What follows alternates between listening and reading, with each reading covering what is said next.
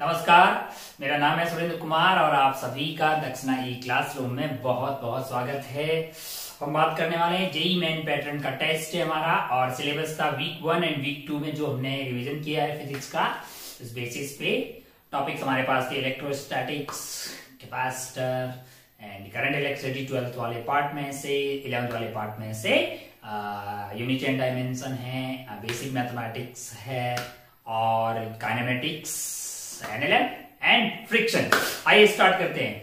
थोड़ा ठीक ठाक किस्म का पेपर रहा होगा, देखते हैं कैसा है पेपर। और आपने जिस तरह से प्रिपेयर किया है, अगर आपने प्रीवियस ईयर सारे सॉल्व किए हैं और अगर आपने एसओटी और रैंक बूस्टर का जो होमवर्क दिया है उसको बहुत अच्छे से अगर आपने किया है तो आप इसमें अच्छा कर पाते, ऐसा उम्मीद करते हैं। बाकी अपन पेपर का सॉल्यूशन देखते हैं। आइए मिलकर खेला स्टार्ट करते हैं। सवाल नंबर 1 से करके हम स्टार्ट करते हैं। सवाल नंबर 1, एक इलेक्ट्रिक डाइपोल रखा हुआ है तो गोली की रफ्तार से उस पर बढ़ते हैं भाई साहब, है ना। थोड़ा फास्ट अपने को चलना होगा क्योंकि भैया एक नहीं दो तो पेपर मुझे रिकॉर्ड करने हैं अभी। सवाल नंबर 1 देखते हैं। सवाल नंबर 1 क्या है? एक इलेक्ट्रिक डाइपोल है जो कि यहाँ पे रखा हुआ है, तेजी की रफ्तार से चलते हैं। ये आपका एक्स एक्सिस है और ये आपका वाई एक्सिस है। एक मिनट, यहाँ पे लाइट आ रहा है तो इसको बंद कर दो। हाँ, ये आपका एक्स, यहाँ पे एक डाइपोल रखा हुआ है, यहाँ पे एक डाइपोल रख दिया हमने, उनका बहुत बढ़िया, बहुत शानदार। ओ हो। और यहाँ पे एक पॉइंट P है जिसके कोऑर्डिनेट है x, y और आपको बोला है कि इस वाले पॉइंट P पे जो इलेक्ट्रिक फील्ड है वो y एक्सिस के पैरेलल टू y एक्सिस है, तो x कोऑर्डिनेट P का √2 है, तो y कोऑर्डिनेट बताइए। मैंने कहा ठीक है भाई साहब, हम इस लाइन को ऐसे कनेक्ट कर देते हैं। P के दो कंपोनेंट ले लेते हैं। माना कि ये वाला एंगल क्या है? थीटा है। माना कि ये वाला एंगल थीटा है तो P का ये वाला कंपोनेंट आपके लिए हो जाएगा P cos थीटा। क्या हो जाएगा? P cos theta. और ये वाला कंपोनेंट क्या हो जाएगा? P sin theta. P sin theta. इसके लिए, और माना की वाली दूरी r है तो यहाँ पे जो इलेक्ट्रिक फील्ड इसके कारण आने वाला है, किसके कारण? P cos थीटा के कारण उधर की तरफ आएगा 2kp by r cube. 2kp, p खुद ही क्या है? P cos theta divided by r cube. और इसके कारण क्या आएगा? इसके लिए वो बाइसेक्टर पे है तो इस डायरेक्शन में आने वाला है और इसकी वैल्यू क्या हो जाएगी? p की जगह क्या आ जाएगा? P sin theta divided by r cube. अब हमें सवाल में बोला गया है, हमें ये सवाल में बोला गया है कि वो पैरेलल टू y एक्सिस है, मतलब x में इसका कोई रिजल्टेंट आने वाला नहीं है। ये एंगल अगर थीटा है तो ये वाला एंगल क्या हो जाएगा? थीटा हो जाएगा। अच्छा, ये 90 है तो ये आपका 90 माइनस थीटा हो जाएगा। ये एंगल थीटा है तो इसका मतलब ये है कि इस वाले का जो इधर वाला कंपोनेंट है वो इस वाले के इधर वाले कंपोनेंट को अगर कट कर देगा तो x में कुछ नहीं आएगा, रिजल्टेंट सिर्फ और सिर्फ y में आएगा। इतना ही मुद्दे की बात थी। तो kp sin theta divided by r cube का कौन सा वाला कंपोनेंट? cos 90 minus theta. फिर से क्या हो जाएगा?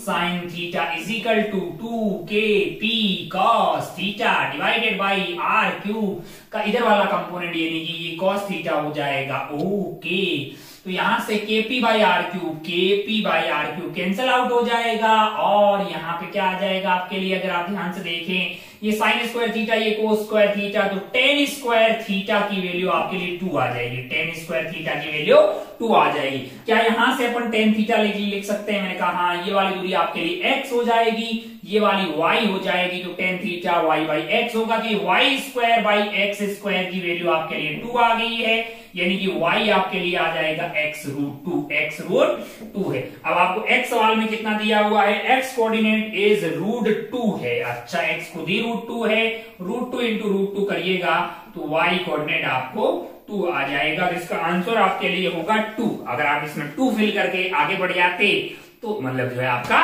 सही हो जाएगा। तो डिफिकल्टी लेवल जो है मीडियम दर्जे का ये सवाल है। उम्मीद है कि आपके भेजे में उतरा होगा, है ना। आगे बढ़ते हैं भाई साहब सवाल नंबर 2 की तरफ।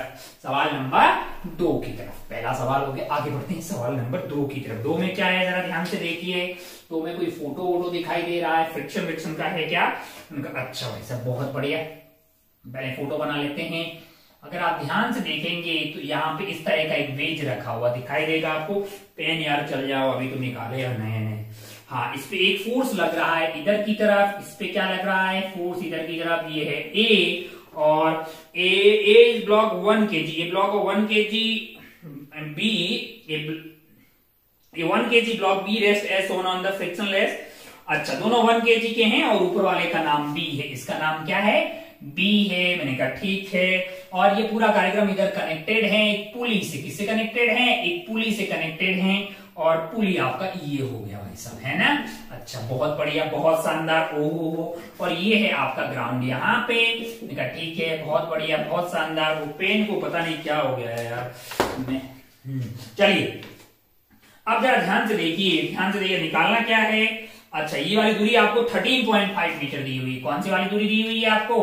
13.5 मीटर, ये वाली दूरी दी हुई। मैंने कहा बहुत बढ़िया भाई साहब। Find the time when the block B falls off the bracket. अच्छा, और फोर्स कितना लगा रहे हो आप? 3 न्यूटन का यहाँ पे फोर्स लगा रहे हो। मैंने कहा अगर आप ध्यान से देखें, मान लो कि मैं ए का एफबीडी बनाता हूँ। किसका एफबीडी बनाता हूँ? अच्छा, ए की एक्सेलरेशन इस साइड ए होगी, तो बी की एक्सेलरेशन उस साइड ए होगी, क्योंकि अलोंग द स्ट्रिंग दोनों का एक्सेलरेशन सेम होना चाहिए। अगर आप A1 A2 मानेंगे तो फिर सेम आ जाएगी, क्योंकि along the string acceleration same होना चाहिए। तो इसका एफबीडी बनाएंगे तो आपका 3 माइनस, इस पे क्या लग रहा है? इधर टेंशन लग रहा होगा। 3 minus tension is equal to mass इसका 1 है इंटू ए, यानी एक इक्वेशन आ गई 3t इज इक्वल टू ए है। दूसरा आप क्या करेंगे? इसका एफबीडी बना दीजिए बी का। बी भी है 1 kg का। इसमें इधर की तरफ क्या लग रहा है? टेंशन लग रहा होगा, और तो कोई फोर्स है ही नहीं, फ्रिक्शन तो है ही नहीं। टी, और इसका एक्सेलरेशन भी ए होगा।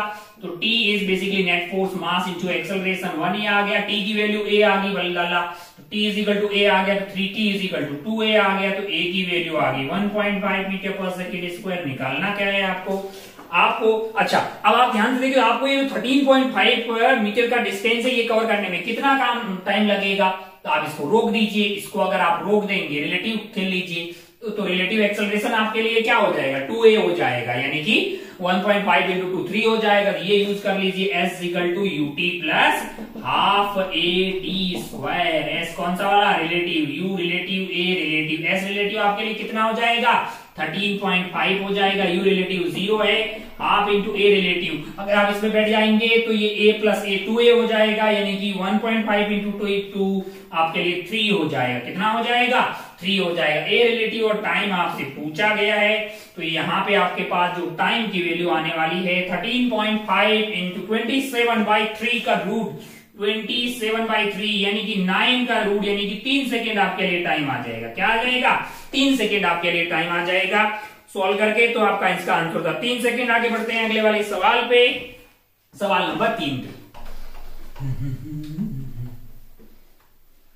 सवाल नंबर 3, जरा ध्यान से देखिए क्या है सवाल नंबर 3। सवाल नंबर 3, सवाल number 2 point charge exert a force F naught on each other when placed in vacuum. Now the charges are increased 4 times. Charges को 4 टाइम कर दिया है and separation between them is doubled है। ओहो, now they experience the same force. What will be the? ओहो, पहले मान लीजिए कि चार्जेस क्या हैं? 2 charges of each 2 point charges exert a force F naught on each other placed. Now the charges are increased to 4 times. अच्छा, 4 times। ठीक है, the separation between them is doubled and the system is placed in insulating. ठीक है भैया, पहले मान लीजिए कि ये वाला चार्ज आपका Q1 है, ये वाला चार्ज क्या है? Q2 है। ये वाला चार्ज Q1 है और ये वाला Q2 है। सेम है क्या? 2 point charges exert a force F naught on each other when placed. Now the charges are increased to 4 times force। अच्छा, बहुत शानदार। ओ हो, बहुत शानदार। कुल मिला के बाद में जो चार्ज हो जाएंगे वो आपका 4Q1 हो जाएगा और ये 4Q2 हो जाएगा। सेपरेशन के साथ क्या हुआ है? 4 time separation between them is doubled है, यानी पहले ये R था तो अब ये 2R हो जाएगा। अच्छा, मीडियम पहले K इज इक्वल टू 1 था, अब K is equal to K। बोल रहा फोर्स सेम है, यहाँ पे फोर्स आया होगा K, सॉरी मतलब रिलेटिव परमेबिलिटी है ना, वो आपकी पहले K थी और इस बार वो आपकी K है, तो ये आपको K ही निकालना है ना। तो K फोर्स क्या होता है? यहाँ पे इलेक्ट्रोस्टैटिक फोर्स लगेगा K Q1 Q2 divided by R square, यानी कि 1/4 पाई epsilon not Q1 Q2 divided by R square. मान लो कि यहाँ पे जो फोर्स लगेगा वो आपके लिए आने वाला है 1/4 पाई एप्सिलॉन नॉट इंटू ER, क्योंकि किसी और मीडियम में रख दिया है तो वहां की जो एब्सोल्यूट वाली हो जाएगी वो epsilon not into ER। E is equal to epsilon not into ER होता है, या फिर इसको K लिख लो, तो इसको मैंने K बोल दिया है ना, रिलेटिव परमिटिविटी या फिर डायरेक्टली कांस्टेंट सेम ही होता है। दैट इज इक्वल टू, यानी बोल रहा है दोनों फोर्स बराबर है, इसका मतलब ये आपका 1/4 पाई एप्सिलॉन नॉट K है ना, डायरेक्टली लिख लेते हैं। इंटू आपके लिए क्या हो जाएगा Q1 Q2 यानी कि 4Q1 इंटू 4Q2। अच्छा भाई साहब बहुत बढ़िया, डिवाइडेड बाई आर स्क्वायर यानी कि इसका स्क्वायर यानी कि 4r स्क्वायर। तो 4 पाई एप्सिलॉन नॉट से 4 पाई एप्सिलॉन नॉट कट जाएगा, Q1 से Q1 Q2 कट गया, आर स्क्वायर से आर स्क्वायर कट गया। मैंने कहा अगर आप ध्यान से देखें, अगर आप ध्यान से देखें तो आपके लिए क्या बचा है, यहाँ पे 4 से 4 कट गया, तो k की वैल्यू यहां से आ रही है 4, k की वैल्यू क्या आ रही है 4, सॉल्व करके 4 ले आइए। ये आंसर था आपके सवाल नंबर 3 का। आगे बढ़ते हैं सवाल नंबर 4 पे, आगे बढ़ते हैं सवाल नंबर 4 पे।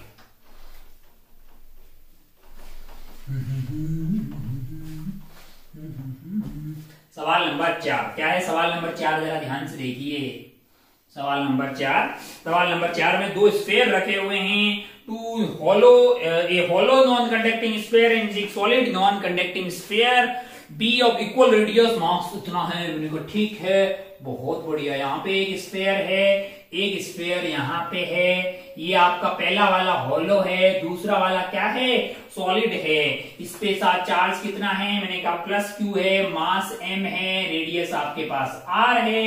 यहाँ पे -2q है और आपके लिए मास 2m है, रेडियस आपके लिए r है। बहुत बढ़िया भाई साहब, बहुत शानदार। ओ हो, यहाँ कहीं पॉइंट O दिया हुआ है। अच्छा, charger friction is sufficient to support the pure rolling. बढ़िया कॉन्सेप्ट आएगा इसका, मतलब प्योर रोलिंग की बात हो रही है। यानी कि सवाल में इलेक्ट्रोस्टैटिक्स प्लस रोटेशनल का कॉम्बिनेशन का सवाल बनाया गया है। अगर आपका मैकेनिक्स हिला होगा मतलब बहुत ज्यादा, वैसे सवाल में देखते हैं क्या लगता है। Charger distributed friction is sufficient for the pure नहीं, the energy of the two sphere just before collision is K and KB। Find the 100 into K। अच्छा, जस्ट कोलिजन से पहले इसकी काइनेटिक एनर्जी पहले वाले की बोल रहा है कि K हो गई है और इसकी मान लीजिए कि KB हो गई है। तो आपको सवाल में क्या निकालना है, 100 इंटू K बाई KB की ये वैल्यू आपको आंसर में पूछा गया है निकालने की। आइए मेहनत करते हैं, आइए बालकों मेहनत करते हैं। हमें पता है कि पहले कितने दूर रखे हुए थे, जरा ध्यान से देखिए। लार्ज डिस्टेंस इनफाइनाइट दूर रखे हुए थे, तो उनकी काइनेटिक एनर्जी 0 थी, पोटेंशियल एनर्जी 0 थी। काइनेटिक एनर्जी 0 थी और पोटेंशियल एनर्जी 0 थी। बीच में इनका फासला इनफाइनाइट था। लेकिन जब ये पास में आ रहे हैं, जस्ट टकराने वाले हैं, क्या लोग, ये लोग जस्ट टकराने वाले हैं, तब मान लेते हैं कि इसकी रफ्तार v1 हो गई है और इसकी रफ्तार क्या हो गई है, v2 होगी। जस्ट टकराने से पहले तो ये ओमेगा से घूम रहा होगा और ये ओमेगा से ऐसे घूम रहा होगा। प्योर रोलिंग हो रही है और एक रुकी हुई सरफेस पे प्योर रोलिंग हो रही है, तो omega is equal to v1 by r और ओमेगा 2 की वैल्यू क्या आ जाएगी यहाँ पे, v2 divided by r। Kinetic energy की बात करें, तो यहाँ पे ट्रांसलेशनल भी होगी और रोटेशनल भी होगी। मतलब सवाल में कैलकुलेशन खूब सारी होने वाली है, सवाल में कैलकुलेशन खूब सारी हो रही है। दो चीजें हमें यहाँ पे करनी पड़ेगी। एक तो मेरे को लगता है कि हमें क्या करना पड़ेगा, एनर्जी कंजर्वेशन लगाना पड़ेगा। क्या मैं ये बोल सकता हूँ E initial is equal to E final? मैंने कहा हाँ, क्योंकि कंजर्वेटिव फोर्स लग रहा है, कहीं भी एनर्जी का लॉस होने वाला नहीं है। मैकेनिकल एनर्जी कंजर्वेशन बोल सकते हैं। शुरू में पोटेंशियल एनर्जी 0 थी और बाद में पोटेंशियल एनर्जी कुछ आएगी, क्योंकि पहले इंफिनिटी पे गई और बाद में काइनेटिक एनर्जी भी आएगी। ई इनिशियल आपके पास 0 है, बाद में क्या आ गया है, काइनेटिक एनर्जी। अब कौन सी इसकी काइनेटिक एनर्जी आप लिखेंगे तो ये आ जाएगा half of mass m into v1 का स्क्वायर। मैंने कहा हाँ, plus half I omega square आएगा। आई की वैल्यू क्या आ जाएगी इसकी, हॉलो स्फीयर है। कैसा स्फीयर है, हॉलो स्फीयर है। तो 2/3 mr square into omega square और ओमेगा आपका होगा v1 बाई r। अरे भैया half mv square plus half I omega square, इसकी काइनेटिक एनर्जी लिख दी मैंने। इसकी काइनेटिक एनर्जी क्या आएगी, मैंने कहा 1/2 हाफ mv स्क्वायर। m कितना है, 2m है। v क्या है, v2 का square plus 1/2 2/5 mr square, 2/5 mr square और m कितना है, 2m है। रफ्तार आपका v2 बाई r का ओमेगा है। ये तो आगे दोनों की काइनेटिक एनर्जी इसकी और ये काइनेटिक एनर्जी उसकी, प्लस आपके पास एक पोटेंशियल एनर्जी आने वाली है, प्लस आपके पास क्या है, पोटेंशियल एनर्जी आने वाली। जस्ट टच करने वाले होंगे तो इनके बीच का फासला हो जाएगा r और r यानी कि 2r, यानी इलेक्ट्रोस्टैटिक पोटेंशियल एनर्जी होगी k q -2q divided by आपका बीच का फासला कितना है 2r है। यहां से अगर आप ध्यान से देखेंगे तो एक रिश्ता मिलेगा, यहां से आपको एक रिश्ता मिलेगा। एक और रिश्ते की अगर बात करेंगे हमें, क्योंकि भैया रेशियो लेने के लिए हमें क्या करना है सवाल में, ये वाली क्वांटिटी, कौन सी वाली, ये वाली क्वांटिटी और ये वाली क्वांटिटी का रेशियो लेना है। कौन सी वाली, ये पूरी ऊपर वाली लाइन और नीचे वाली लाइन, क्योंकि k बाई के भी है, तो रेशियो लेने के लिए हमें v1 और v2 चाहिए होगा, v1 एंड v2 निकालना पड़ेगा। अब यहाँ पे अगर आप ध्यान से देखें तो आपके पास जो है वो एक रिश्ता आया है v1 एंड v2 के बीच में, है ना। और एक और चीज हमें करनी पड़ेगी, वो है angular momentum conservation. Angular momentum conservation, थोड़ा सा कैलकुलेशन लंबी है इसलिए थोड़ा फास्ट कर रहा हूं, अगर मैं इसको बताना पूरा कैलकुलेशन करने बैठूंगा 15 मिनट इसी सवाल में सॉल्व करने में लग जाए। एंगुलर मोमेंटम कंजर्वेशन मैं बोल रहा हूं कि आप Li is equal to L final कर लीजिए पॉइंट O के अबाउट। अगर आप ध्यान से देखेंगे पॉइंट O के अबाउट, तो पहले आपके पास Li क्या था, 0 था, है ना भाई साहब। पहले आपके पास सब कुछ क्या था, 0 था भाई साहब। लेकिन जब आप बाद में लिखेंगे तो क्या आएगा आपके लिए, अगर आप ध्यान से देखें, अरे भाई पहले तो ये चल भी नहीं रहा था, घूम भी नहीं रहा था, ये चल भी नहीं रहा था, घूम भी नहीं रहा था। बाद में इसका क्या आ जाएगा आपका, बाद में इसका आ जाएगा, इस पॉइंट के अबाउट चल रहा है तो m v1 परपेंडिकुलर दूरी r, कौन सी डायरेक्शन में आएगा, अंदर की तरफ आएगा। ये तो चलने के कारण, घूमने के कारण i ओमेगा आएगा। i is basically 2/3 mr square, omega क्या आ जाएगा, v1/r आ जाएगा। ये पूरा कार्यक्रम अगर मैं पॉजिटिव ले रहा हूं, इसको मैंने पॉजिटिव ले लिया क्योंकि ये कार्यक्रम है अंदर की तरफ। ठीक इसी तरह से अगर आप यहां बैठे होंगे, इसके कारण क्या आएगा, r क्रॉस p बाहर की तरफ, और ये पूरा बाहर आने वाला है। अगर मैं बाहर को नेगेटिव ले लेता हूं, अंदर को पॉजिटिव ले लिया है, तो वो मेरे लिए आएगा, मास कितना है 2m, रफ्तार कितनी है v2 है, परपेंडिकुलर दूरी मैंने कहा यहां बैठे हैं, परपेंडिकुलर दूरी आपकी r ही रहेगी, r रहेगी। मैंने कहा ठीक है। एक और क्या करने वाला है, i ओमेगा 2/5, मास आपका 2m है, r स्क्वायर है, रफ्तार आपका v2/r हो जाएगा, half mvr perpendicular half i omega, ये पूरा ही नेगेटिव आ जाएगा क्योंकि ये बाहर की तरफ है, इजिकल टू ये होना चाहिए। अब अगर आप ध्यान से देखें तो भैया बात ऐसी है कि इसको कैलकुलेशन करनी पड़ेगी। मतलब यहां से अगर आप, मैं पहले सॉल्व किया हुआ तो मैं आपको बताता हूं कैलकुलेशन करने के बाद में आ क्या रहा है, तो ये पूरी कैलकुलेशन करेंगे तो अपने को 15 मिनट लगेगा। अपन देख लेते हैं जो पहली वाली इक्वेशन है, इसको थोड़ा सिंप्लीफाई करेंगे, इस पूरे रायते को सिंप्लीफाई करेंगे आप, तो ये आपको बनता हुआ दिखाई दे रहा होगा 5/6 mv1 का स्क्वायर। मतलब इस सवाल को आप स्किप करके आगे बढ़ते तो बेटर होता, थोड़ा सा कैलकुलेशन ज्यादा है। v2 का square is equal to kq square by r, kq square by r है, ये आपको रिश्ता नंबर 1 मिल जाएगा।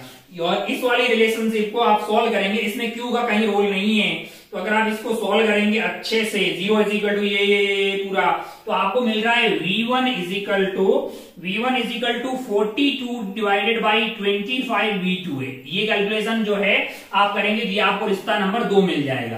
फिर अगर आप फर्स्ट एंड सेकेंड, यानी फर्स्ट कौन सी रिलेशनशिप, ये वाली रिलेशनशिप और ये वाली रिलेशनशिप को जब आप सॉल्व करेंगे तो आपको जो k आ रहा है, जो मतलब v1 एंड v2 मिल जाएगा, v1 एंड v2 मिल जाएगा। हमें अगर v1 एंड v2 मिल जाएगा, भैया v1 और v2 में ये रिश्ता है, ये रिश्ता है ना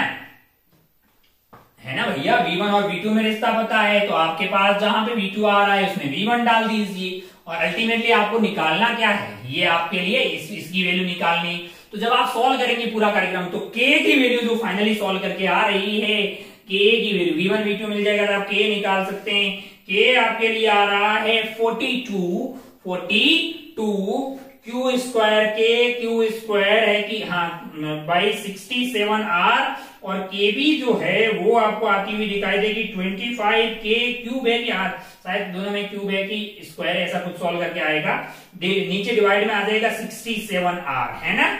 अच्छा, ये वैल्यू आपको सॉल्व करके मिलेगी। मतलब कुल मिला के बात ये है कि एग्जाम में इस सवाल को या तो लास्ट में करना था या बिल्कुल स्किप करना था। अगर आप इन दोनों का रेशियो लेंगे, तो 67r कट जाएगा, KQG ये कट जाएगा, तो आपके पास बचेगा क्या, आपके पास बचेगा 42 डिवाइडेड बाई 25, और आपको पूछा है इनके रेशियो, आपको क्या करना है, ये 100 इंटू के बाई के भी निकालना है, यानी 42 डिवाइडेड बाई 25 आएगा, तो ये कट के 4 आ जाएगा, तो ये आपका 8 एंड 168 जो है वो आपको आंसर आता हुआ दिखाई देगा यहाँ पे, है ना।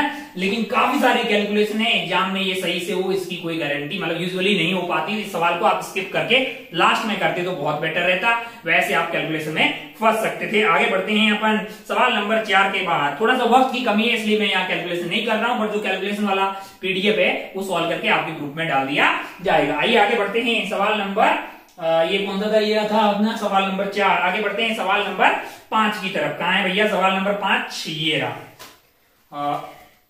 हाँ, सवाल नंबर 5 की तरफ बढ़ते हैं। मिल जाओ भैया तुम। कुल मिला के यहाँ पे थोड़ा सा प्योर रोलिंग का कॉन्सेप्ट मिलाया हुआ था। LI is equal to L final आपको करना था और PI is equal to P final करना था।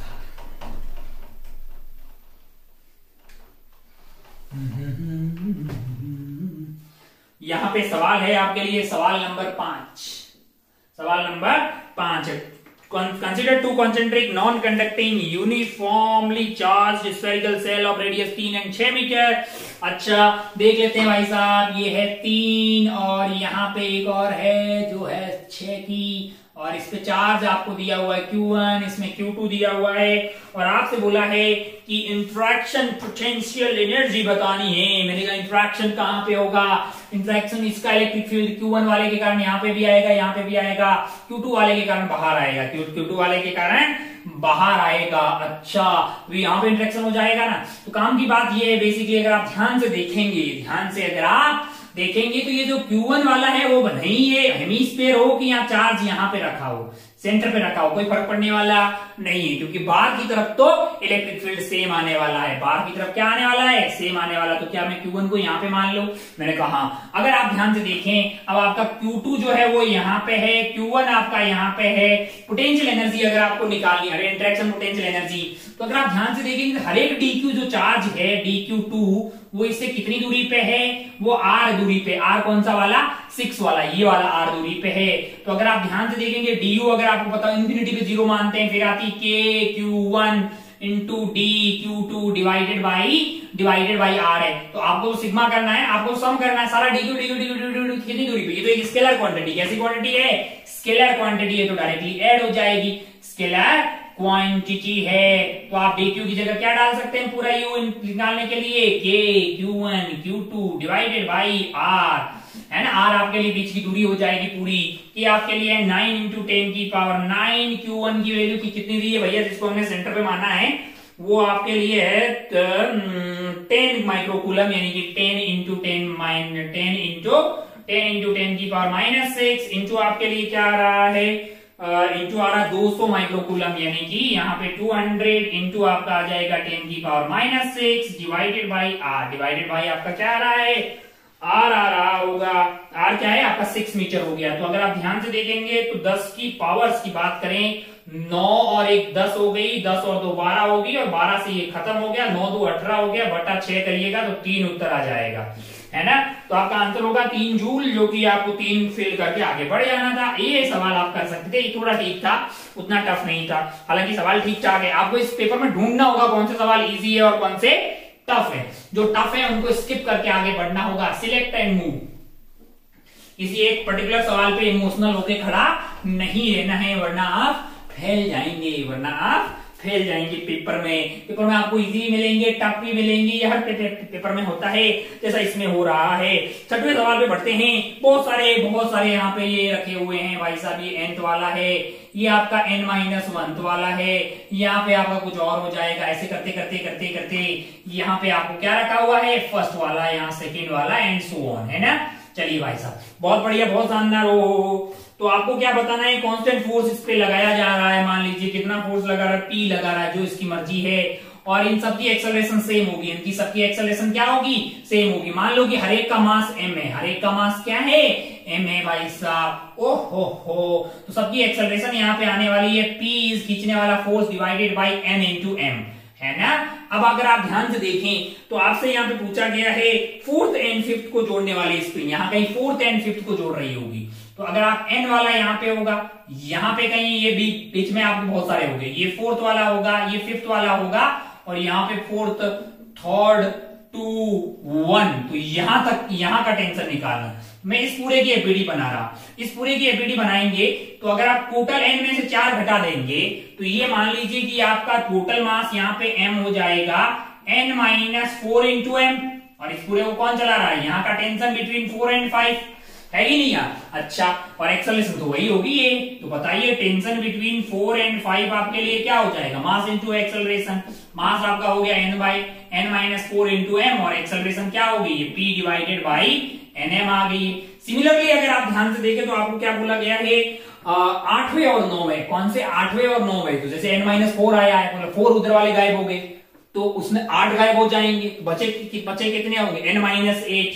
तो n माइनस सिमिलरली आपका टेंशन जो है सिमिलरली, कैसे सिमिलरली टेंशन बिटवीन 8 एंड 9 की बात करेंगे तो आ जाएगा n minus 8, n minus 8 into mass हो गया टोटल, और एक्सेलरेशन होगी p डिवाइडेड बाई nm। आपको क्या निकालना है, आपको जो है आपको बोला है कि कौन सी मल्टीप्लाई 2 टाइम्स द 8।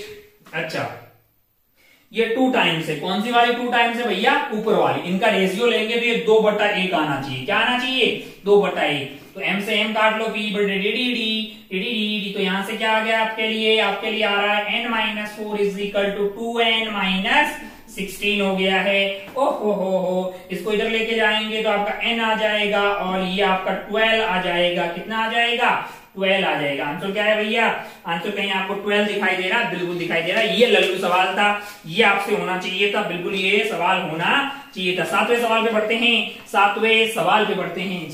नहीं, ये तो 7वां ही था, नहीं ये कौन सा था, ये 6 था भैया। 7th मास्टर ने ऐसे ही लिख लिया है, ये 6th सवाल था। 7th पे बढ़ते हैं, 7th पे बढ़ते हैं। अगला वाला सवाल जो है वो 7th।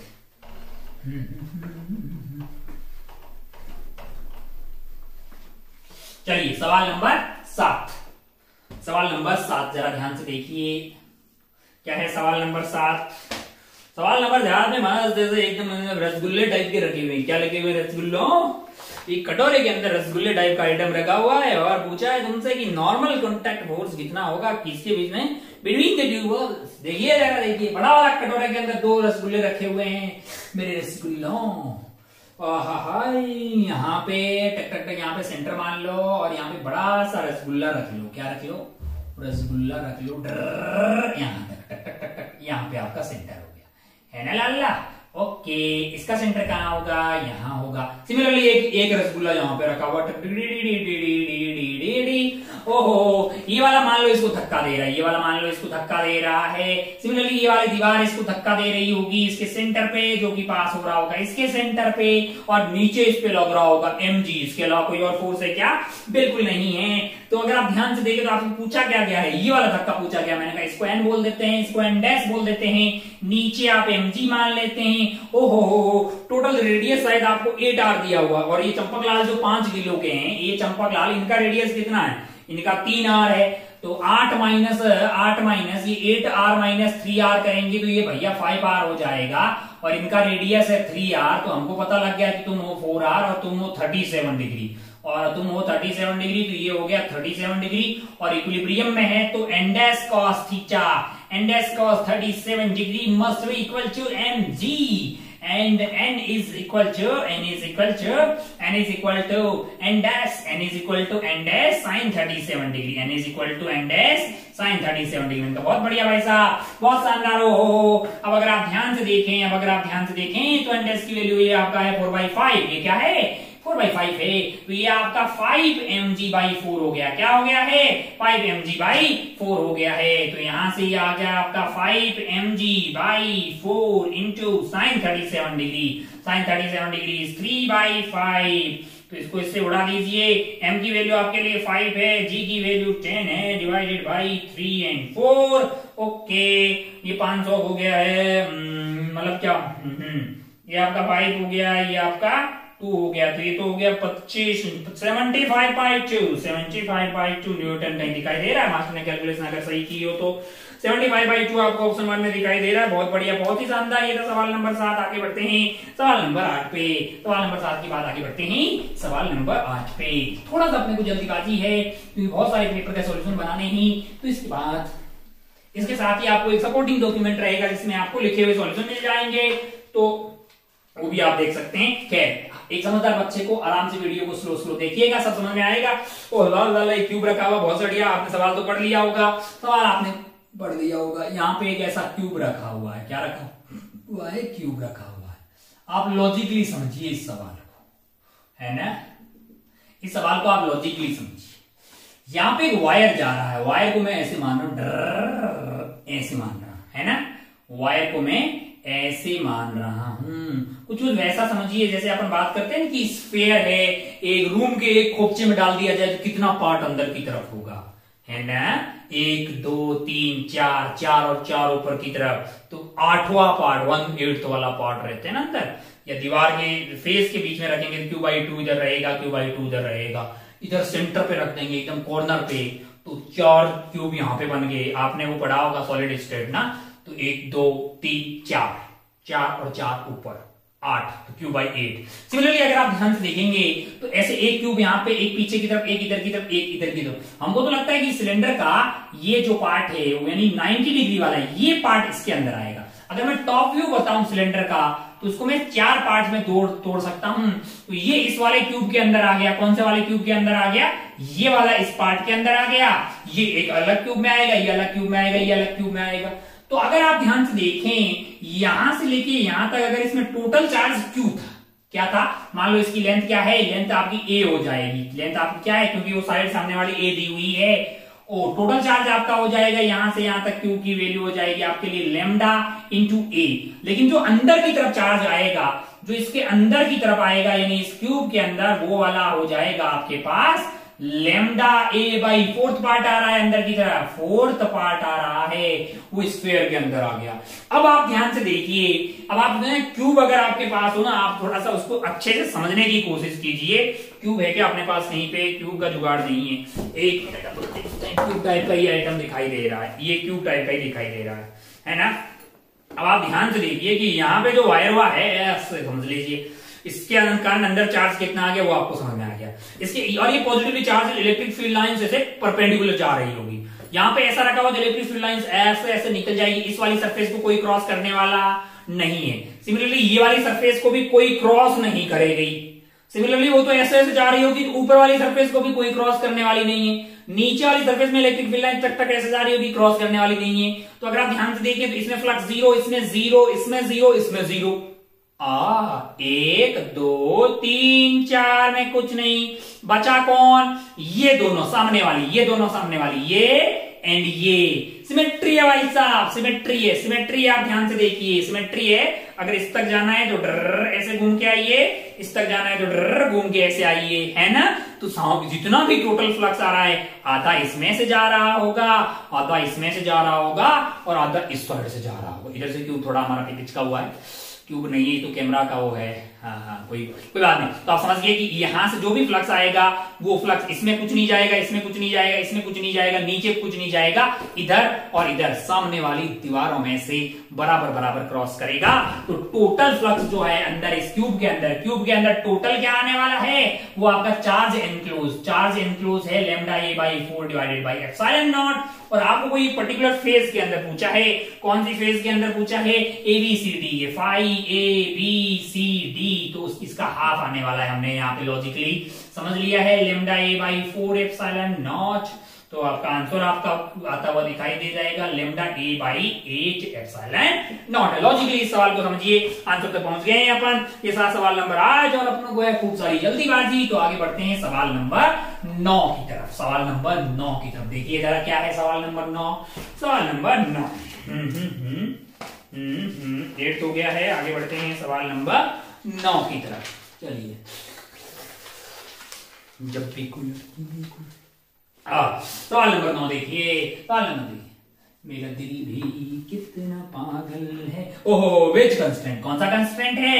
Veg constant. ये तो फिक्स है लाला। इसके ऊपर कौन है? इसके ऊपर यहाँ पे ए है। इसके ऊपर कौन है? इसके ऊपर बी है लाला। ओहो, ये तो फिक्स है, मूव करने वाला है नहीं। इसकी एक्सेलरेशन सवाल में दी हुई है। कितनी एक्सेलरेशन दी हुई है? 10 मीटर पर सेकेंड स्क्वायर। और यहाँ पे फ्रिक्शन नहीं है तो एक्सेलरेशन ऑफ बी डाउनवर्ड ही होगी। और कहीं नहीं हो सकती। हॉरिजॉन्टल में कोई फोर्स लगने वाला नहीं है। हमारा वेज कंस्ट्रेंट बोलता है, वेज ब्लॉक कंस्ट्रेंट, ये कॉमन सरफेस बना दो। हमने बना लिया भाई साहब। फिर बोलता है कॉमन सरफेस में नॉर्मल बना लो। मैंने कहा हाँ, along this normal relative velocity relative acceleration zero होना चाहिए, मतलब रिलेटिव जीरो होना चाहिए, मतलब दोनों के कंपोनेंट सेम होने चाहिए।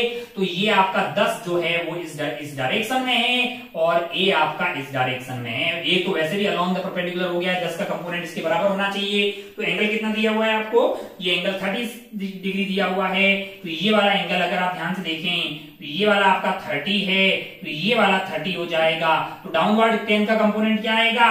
10 sin 37 degree. 10 sin 37 degree must be equal to B. तो यहां से एक्सेलरेशन ऑफ बी आपके लिए आ जाएगा 10 into 1/2 दैट इज 5 मीटर पर सेकेंड स्क्वायर। तो ये लल्लू सवाल था, इसको आपको पकड़ के तुरंत सॉल्व कर देना था, इसको पकड़ के तुरंत सॉल्व कर देना था। तो आगे बढ़ते हैं सवाल नंबर 9 की तरफ। सवाल नंबर 9 के बाद आगे बढ़ते हैं सवाल नंबर 10 की तरफ। किधर की तरफ? सवाल नंबर 10 की तरफ। बहुत बढ़िया भाई साहब, बहुत ही शानदार। ओ हो फिगर 5 kg लेडर हैंगिंग है। अच्छा, लेडर भी है, स्प्रिंग भी लगाया हुआ है। यहाँ पे आपके पास सरफेस है, यहाँ पे लगा हुआ है एक स्प्रिंग बैलेंस। यहाँ पे क्या लगा हुआ है? एक स्प्रिंग बैलेंस लगा हुआ, टक टक टक टक। और यहाँ पे आपके लिए कार्यक्रम है ऐसा, इसके अंदर लेडर वेडर लगी हुई है।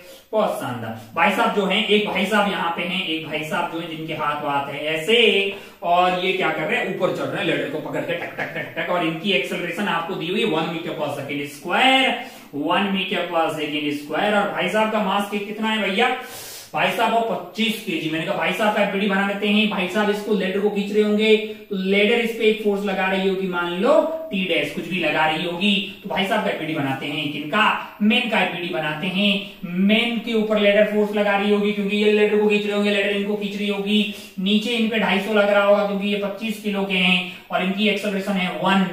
तो 10 T dash minus 250 must be equal to 25 into 1, यानी कि टी डैश की वैल्यू आ रही है आपकी 275 न्यूटन। ओके, ये जो है कौन है? ये आपकी लेडर ऐसे खींच रही होगी, लेडर इस फ्रेम में लग रही होगी, लेकिन यही वाला टी डैश जो है इसकी फ्रेम पे ऐसे लग रहा होगा। मैंने कहा अच्छा भाई साहब। फिर अगर आप ध्यान से देखें तो टी डैश तो ये खींच के लगा रहा है और इसका वेट भी तो है ना, किसका? फ्रेम का, लेडर का, सबका। हाँ भाई, तो वो क्या लग रहा होगा? तो लेडर का इसका फोटो बना लेते हैं, इसी का एफबीडी बना लेते हैं। इसका जब आप एफबीडी बनाइएगा, तो ये आपके 275 से नीचे खींच रहा होगा, है कि नहीं यार? है ना? बहुत शानदार। क्योंकि इस पे ऐसे लग रहा है तो उस पे नीचे लग रहा होगा। ये जो है भाई साहब जो है उस पे ऐसे लगा रहे होंगे। अच्छा, बहुत बढ़िया। तो और नीचे और क्या लग रहा होगा? मैंने कहा mg लग रहा होगा। आपको कितना दिया हुआ? लेडर कितने किलो की भैया?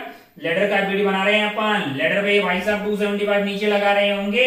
लेडर पे mg कितना लग रहा होगा? लेडर 5 किलो की 50 लग रहा होगा। और लेडर कहीं मूव नहीं कर रही है। लेडर मान लीजिए यहाँ पे टेंशन टी लगा रही है, या टी डैश लग रहा होगा, नीचे इसका वेट लग रहा होगा। टी की वैल्यू यहाँ से सॉल्व करके कितनी आ गई है? 50 + 275 यानी कि 325 न्यूटन। यही वाली रीडिंग जो है, यही वाली टेंशन इस स्प्रिंग के अंदर की होगी। तो इसकी जो रीडिंग आने वाली है वो अपन जानते हैं कि टेंशन डिवाइडेड बाय जी कर दीजिए, यानी 325 डिवाइडेड बाय 10 कर दीजिए, 32.5 kg आपका आंसर आने वाला है। मैंने कहा बहुत बढ़िया भाई साहब, बहुत ही खूबसूरत हो, बहुत शानदार। सवाल हो गए हैं 10। आगे बढ़ते हैं 11वें सवाल पे। आगे बढ़ते हैं 11वें सवाल पे। मेरा दिल भी कितना पागल है। हा। सवाल नंबर 11 जरा ध्यान से देखिए, क्या है सवाल नंबर 11? पेन यार तुम चल जाओ ना, बढ़िया से कहा है, दिमाग का दही कर रहे हो। सवाल नंबर 11 स्याही भरने का टाइम नहीं है मेरे पास। चलिए आगे बढ़ते हैं। वाई एक्सिस और एक्स एक्सिस। वाई एक्सिस और एक्स एक्सिस आपको इस तरह का दिया हुआ है। ये आपको बोला ये वाई है, ये वाला एक्स है। ओके, कोई और ट्राई करते हैं।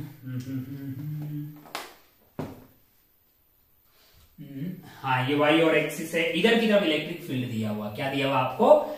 ये थोड़ा ठीक से चल रहा है। इधर की तरफ आपको इलेक्ट्रिक फील्ड इस डायरेक्शन में दिया हुआ, क्या दिया हुआ है? ई आपको ऐसा दिया हुआ है। और आपको दो लाइनें पूछी गई है, F1 और F2 के दो प्लॉट है। आपको बोला है कि F1 का प्लॉट कैसा है? ऐसा है। मैंने कहा ठीक है। और F2 कैसा है? ऐसा है। आपको बोल रहे हैं पोटेंशियल ड्रॉप के साथ आपको कर्व बनाना है। पोटेंशियल ड्रॉप के साथ। यहाँ पे आपका पोटेंशियल रहेगा, यहाँ पे आपका डिस्टेंस रहेगा, आपको ऑप्शंस में से सिलेक्ट करना है। अगर आप मैं आपको इंफॉर्मेशन के लिए बता दूं कि E is basically minus of dv by dr है। माइनस बताता है कि अगर आप r की डायरेक्शन में जाएंगे तो आपको लिए पोटेंशियल कम हो जाएगा, है ना। r को बढ़ाइएगा तो पोटेंशियल कम हो जाएगी। जैसे जैसे आप इलेक्ट्रिक फील्ड की डायरेक्शन में जाएंगे तो आप हाई से लेके लो की तरफ जा रहे हैं, ऑब्वियसली बात है कि कर्व हाई से स्टार्ट होगा, लो की तरफ जाएगा। लेकिन ये जो इलेक्ट्रिक मैक्सिमम फॉल जो होता है, इलेक्ट्रिक लास्ट सेशन में भी एक सवाल था, मैक्सिमम जो पोटेंशियल का ड्रॉप होता है वो अगर आप r दूरी इसके अलोंग जाए, r इसके अलोंग मतलब आप लोग डेल्टा r मान लो कि dr जो है, आप dr इधर जाएं इलेक्ट्रिक फील्ड के अलोंग या dr इधर की तरफ जाएं, ज्यादा फॉल कौन सी डायरेक्शन में होगा, इस डायरेक्शन में होगा अलोंग द इलेक्ट्रिक फील्ड, तो वहां पे dv ज्यादा आएगा। तो वहां पे आपके लिए मतलब अगर आपको चाहिए, आपको क्या चाहिए वहां पे आपके, क्योंकि E तो सेम है, तो ये dv बाई dr जो ज्यादा पोटेंशियल का ड्रॉप आने वाला है वो आपके लिए अलोंग में ज्यादा आने वाला है, यानी कि वहां पे आप अगर थोड़ा सा जाएंगे करो, अगर आप ध्यान से देखेंगे तो बहुत तेजी से जो ड्रॉप आने वाला है वो डिस्टेंस के साथ में वो 1 में आने वाला है, यानी 2 में भी आएगा लेकिन 2 में कम आएगा। ये 1 हो गया है आपके लिए, और 2 में आएगा लेकिन थोड़ा कम आएगा, तो हमको तो लगता है कि ये हो गया है। जैसे अगर आप 1 मीटर यहाँ पे कहीं कहीं खड़े हैं, थोड़ा सा दूर यहाँ पे दोनों में गए, दोनों में दूरी आपने सेम कवर की, तो जो ड्रॉप ज्यादा आएगा, है ना, ड्रॉप ज्यादा किस में आने वाला है, ड्रॉप ज्यादा जो है आपके लिए 1 में आने वाला है। You along the electric field drop ज्यादा, तो लॉजिकली आप इसको कर लेते, बाकी आप एक्स वाई मान के भी करोगे, कोई जरूरत नहीं है।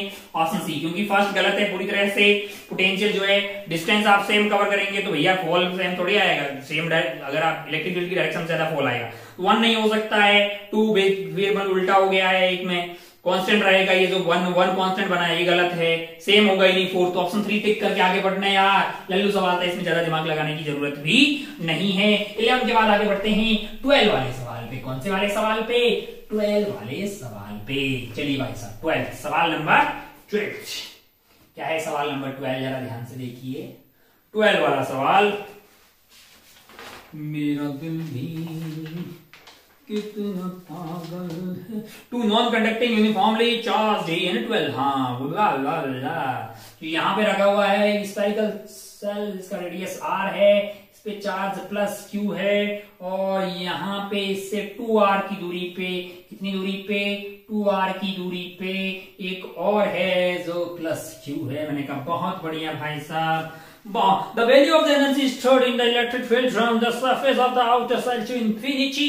मैंने कहा यहां से यहां तक बातें करनी है, यहां से लेके अब टू इंफिनिटी तक क्या निकालना है आपको, आपको निकालना है बेसिकली एनर्जी निकालनी है ना, the value of the energy. मैंने कहा अच्छा, अगर आप ध्यान से देखो ना तो आपको ये पता है energy density, energy per unit volume is equal to half epsilon naught E square. ये है एनर्जी, ये क्या है भैया, energy divided by volume, half epsilon E square. तो मैं क्या कर रहा हूं, मैं यहां से r दूरी पे जा रहा हूं और एक स्फीयर ले रहा हूं, है ना, ऐसा स्फीयर ले रहा हूं जिसकी मोटाई ले लेता हूं, मान लो मैंने ले ली dr ले ली, तो इसकी वॉल्यूम dv कितनी आ जाएगी, मैंने कहा सरफेस एरिया है 4 पाई r स्क्वायर, और ऊपर की तरफ उसमें dr जा रहे हैं, इतना वॉल्यूम हो जाएगा। अगर मैं इसको एनर्जी डेंसिटी से मल्टीप्लाई कर लूं तो मुझे d एनर्जी मिल जाएगा। कौन सी d एनर्जी, जो इस वॉल्यूम में dv वॉल्यूम के अंदर रहेगी, dv वॉल्यूम के अंदर रहेगी।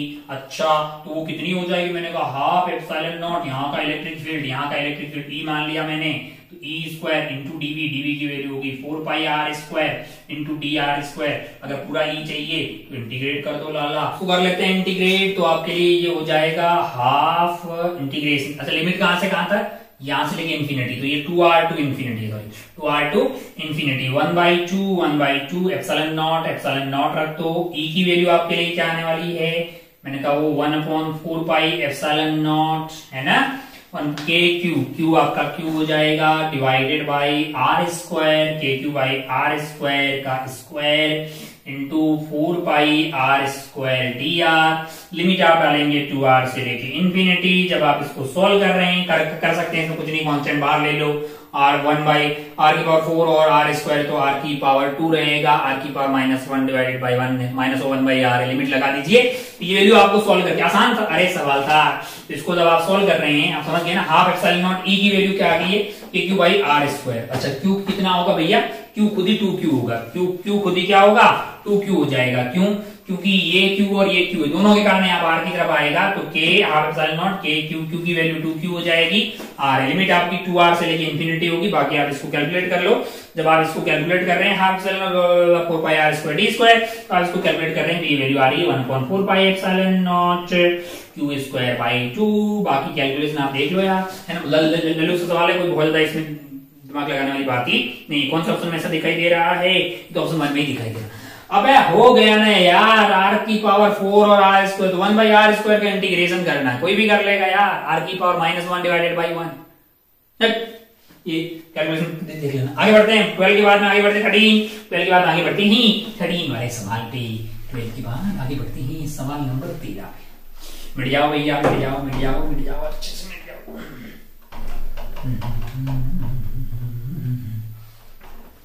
सवाल नंबर 13, सवाल नंबर 13 क्या है, सवाल नंबर 13 जरा ध्यान से देखिए। सवाल नंबर 13 शकल से बहुत लल्लू दिखाई दे रहा है, बताते हुए शर्म आ रही है। सवाल नंबर 13 में क्या है, यहाँ पे धरातल है और यहाँ पे रखा हुआ एक ब्लॉक, ओ हो, जिसकी रफ्तार हमें पता करनी है। यहाँ से धागा जो है वो जा रहा है पुली के ऊपर, और पुली के ऊपर से ये जा रहा है v रफ्तार से। तो भैया ब्लॉक की रफ्तार, और ये एंगल आपको अल्फा दिया हुआ है, हमें पता है कि अलोंग धागा रफ्तार सेम रहती है, तो ये जाएगा इधर की तरफ, वेलोसिटी ऑफ ब्लॉक मान लीजिए इधर, इसका कंपोनेंट इधर लोगे तो क्या आ जाएगा, वीबी कोस अल्फा आ जाएगा। अब अलोंग धागा की दो पॉइंट की स्पीड सेम होनी चाहिए ना। अब एक स्ट्रिंग कांस्टेंट का सवाल है, लल्लू है, VB cos alpha must be equal to V, because along the धागा क्या है, रफ्तार सेम होनी चाहिए। तो VB is basically equal to v divided by cos alpha, v divided by cos alpha, v divided by cos alpha है ये आपको। अब आप कोस अल्फा, अब क्या कमेंट क्या है कि velocity of block will increase till alpha 90 degree. मैंने कहा अगर आप अल्फा बढ़ाइएगा तो कोस अल्फा जो होगा वो घट जाएगा, तो v भी बढ़ जाएगा। अब कोस अल्फा जब घटेगा, नीचे वाला आइटम घटेगा, तो वीबी की वैल्यू बढ़ेगी ना, लल्लू सवाल है। आगे बढ़ते हैं भैया 13 के बाद आगे बढ़ते हैं 14 वाले सवाल पे। कौन से वाले सवाल पे, 14 वाले सवाल पे। देखिए जरा क्या है 14 वाला सवाल, हा 14 वाले सवाल पे 14 सवाल नंबर 14, सवाल नंबर 14 है, और electric dipole, short electric dipole है। मैंने कहा ठीक है, शॉर्ट इलेक्ट्रिक डाइपोल से the distance of far dipole from the foil point where the electric field, अच्छा मैक्सिमम इलेक्ट्रिक फील्ड पता करना है, और दूरी जो है वो E0 है, और दूरी आपको पता करनी है। ठीक है, इलेक्ट्रिक फील्ड में अगर आप बात करेंगे रैंडम R और थीटा पे, तो इलेक्ट्रिक फील्ड आपके पास आता है KP by R cube 1 + 3 cos square theta. तो मैक्सिमम जब होगा तो आपके लिए थीटा की वैल्यू 0 हो जाएगी, तो E की वैल्यू तो 2kp बाई R क्यूब हो जाएगी। यानी कि इस डायरेक्शन में जाएंगे ना, तो यहाँ पे क्या होता है, एक के कारण इलेक्ट्रिक फील्ड इधर आता है और एक के कारण इधर आता है, दोनों सब्ट्रैक्ट होते हैं यहाँ पे, है ना। तो आप मैक्सिमम दूरी की वाली बातें हो जाएगी यहाँ पे। अच्छा बाकी जगह ऐड होता है वेक्टर का, यहाँ पे वेक्टर दोनों एकदम अपोजिट हो जाते हैं, तो एक माइनस सेकेंड करना, अरे यहाँ पे प्लस क्यू है, इसके कारण इधर की तरफ रहेगा, माइनस के कारण इधर की तरफ रहेगा, दोनों को सब्ट्रैक्ट करके जो निकालते हैं ना। अच्छा तो ये वाला करके भाई कितना बोल रहा है, E0 दिया हुआ है, तो आपको R निकालना है, निकाल देगा, कोई भी निकाल देगा यार। 2kp बाई E0 की पावर 1/3 कहीं दिखाई दे रहा है, 2kp बाई E0 की पावर 1/3 आपको ऑप्शन नंबर 1 ही में दिखाई दे रहा है, तो हो गया। वैसे सवाल में कोई दम नहीं है, कोई है नहीं सेंस वाला सवाल। चलिए आगे बढ़ते हैं 14 के बाद आगे बढ़ते हैं 15 वाले सवाल पे। कौन से वाले सवाल पे, 15 वाले सवाल पे। 15 वाला सवाल क्या है जरा ध्यान से देखिए। 15 सवाल नंबर 15 क्या है, 15 वाला सवाल फोटो बना लेते हैं भाई साहब।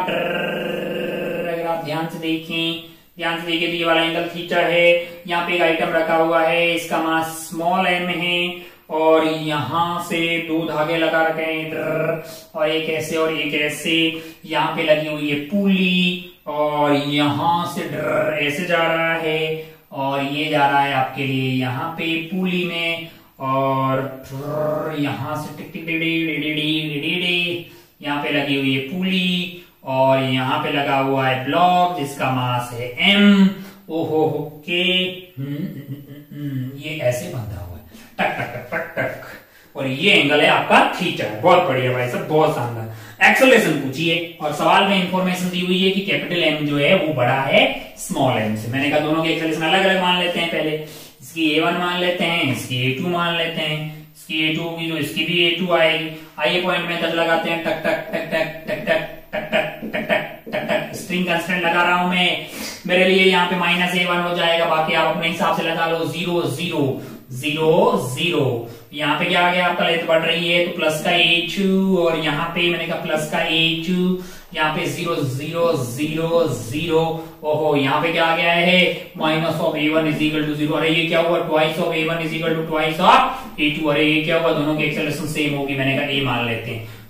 तो जब दोनों के एक्सेलरेशन को क्या मान लेते हैं A मान लेते हैं। अब अगर दोनों की एक्सेलरेशन A होगी तो टेंशन मान लेते हैं। यहाँ पे टेंशन मान लो T T T T धागा सेम है ना। यहाँ पे आपका T T T T यहाँ पे क्या हो गया आपके लिए 2T। अच्छा क्या करना है मैंने कहा बीडी बना लो भैया।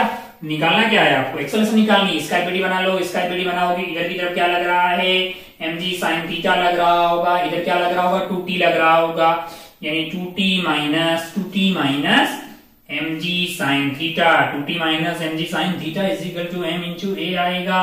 और यहाँ पे मैंने कहा यहाँ पे अगर आप ध्यान से देखेंगे तो कैपिटल mg -2t = क्या आ रहा है = आपका कैपिटल M × a आ रहा है। इक्वेशन नंबर 1 इक्वेशन नंबर 2 दोनों को ऐड कर दीजिए ताकि 2t से 2t खत्म हो जाएगा। तो यहाँ पे आपका आ जाएगा capital M × g -mg sin theta = m plus capital M × a।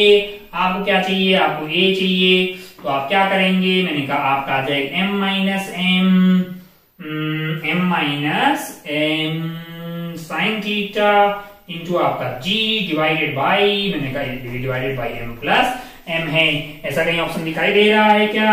ऐसा आपको कौन से ऑप्शन में दिखाई दे रहा है? अगर आप ध्यान से देखेंगे तो ऐसा आपको m sin theta divided by m plus m g option 4 में दिखाई दे रहा है। तो 4 इसका करेक्ट आंसर होता।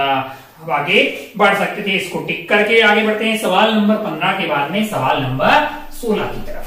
क्या है सवाल नंबर 16 जरा ध्यान से देखिए। मिट जाओ भैया मिट जाओ।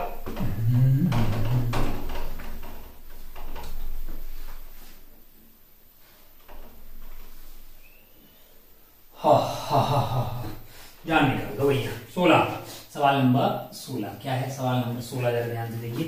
पेन तुम चल जाओ बढ़िया से यार। मान लो कि चल रहे यस 16 ट्राई करते हैं। 16 में फोटो बना रखा है, बना लेते हैं। ये लो भैया, यहाँ पे और यहाँ पे लगा हुआ ऐसे। हाँ ये आपका सेंटर हो गया है। टक टक टक टक टक टक टक टक। और ये एंगल है आपका 60 और ये है आपका 30। नॉर्मल पूछा है क्या? ये कौन है? ए है, ये बी है। तो भैया यहाँ पर परपेंडिकुलर डालो, यहाँ से नॉर्मल तो ऐसे जाएगी इसके सेंटर से। एन सरफेस के परपेंडिकुलर लगती है, ये एन बी हो जाएगा। ये एंगल आपका 30 है तो ये वाला एंगल 30 होगा और ये वाला एंगल 60 होगा। नीचे इस पे क्या लग रहा होगा? मैंने कहा नीचे तो इस पे लग रहा होगा mg लग रहा होगा भैया। तो एक बात साफ है कि ऊपर वाले कंपोनेंट mg को बैलेंस करेंगे और हॉरिजॉन्टल कंपोनेंट इनके खुद के बैलेंस हो जाएंगे। तो ऊपर वाला कंपोनेंट आएगा na/2 na cos 60 plus √3 nb/2 that is equal to mg, है ना। और एक चीज और यहां से आ गया आपका na plus √3 nb is equal to twice of mg, है ना। और हॉरिजॉन्टल की अगर बात करें तो आपका nb और ऊपर वाला कोस हो गया ये साइन हो जाएगा, यानी कि nb sin 30 degree nb/2 is equal to na is equal to na और ऊपर वाला कंपोनेंट हो गया है कोस, तो ये हो जाएगा √3/2। अच्छा निकालना क्या है? na nb में रिश्ता निकालना तो ऐसे ही हॉरिजॉन्टल में फोर्स बैलेंस कर लो। टक टक टक टक। तो nb is equal to √3 time of na। देख लीजिए भैया लल्लू सवाल है ये तो बहुत ही। nb is equal to √3 time of na, ये आपको फोर्थ में दिखाई देगा। फोर्थ टिक करके आगे बढ़ सकते थे। ये सवाल है आपका 16। आगे बढ़ते हैं भैया सवाल नंबर 17 पे। कौन से वाले सवाल पे? 17 वाले सवाल पे।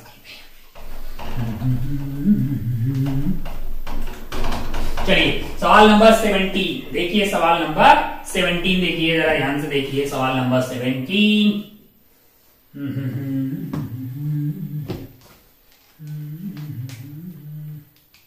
चलिए देखते हैं सवाल number. Two identical conducting spherical balls having charge Q1 Q2 and they are placed at a separation is, मैंने कहा ठीक है, दो बॉल्स ले लेते हैं भैया, इस पे चार्ज Q1 है, इस पे चार्ज Q2 है, सेपरेशन आपके पास कितना है R है, तो आपका फोर्स आ जाएगा K Q1 Q2 divided by R square. अब क्या किया, दोनों को टच करवा दिया है और आइडेंटिकल है, टू आइडेंटिकल स्मॉल है, स्मॉल इतनी है कि भैया इनको पॉइंट मान के चल रहे हैं अपन, क्या मान के चल रहे हैं, पॉइंट मान के चल रहे हैं। स्मॉल है ना, सवाल में लिखा हुआ, आइडेंटिकल है, इसका मतलब क्या है कि इनका रेडियस सेम है ना, रेडियस इनका सेम है। और एक और इन्फो है, Q1 is not equal to Q2, ये सवाल में दिया हुआ है। अब आप इन दोनों को टच करवाएंगे, दोनों को टच करवाएंगे तो फाइनल पोटेंशियल सेम हो जाएगा, रेडियस सेम है, क्योंकि Q बाई R से पोटेंशियल सेम होगा, इसका मतलब Q सेम हो जाएगा। इसका मतलब टोटल चार्ज आपका Q1 प्लस Q2 है। टच करके जब आप अलग करेंगे दोनों पे चार्ज सेम होना चाहिए, यानी कि Q1 plus Q2 divided by 2 आ जाएगा इस पे, और इस पे Q1 plus Q2 divided by 2 है। फिर से सेपरेशन कितनी करिए, फिर से यहाँ से कर दिया है।